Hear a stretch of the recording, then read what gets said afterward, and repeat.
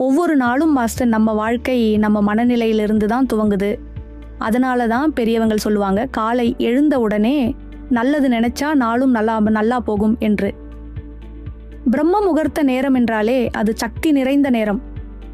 அந்த நேரத்துல நாம் மனதை அமைதியாக வைத்து ஒரு நல்ல எண்ணம், ஒரு நல்ல சொல் சொன்னா அது நம்மை நாள் முழுக்க வழி நடத்தும். உங்க நாளும் ஒளியோட தொடங்க இந்த மந்திரத்தை ஒரு முறை சொல்லி பாருங்க.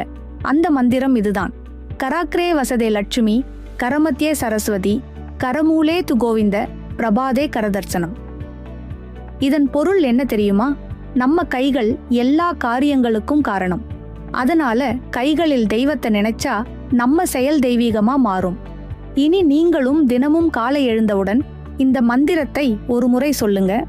அது உங்க வாழ்க்கையில் அமைதி, செல்வம், வெற்றி எல்லாத்தையும் கொண்டு வந்து சேர்க்கும். நன்றி.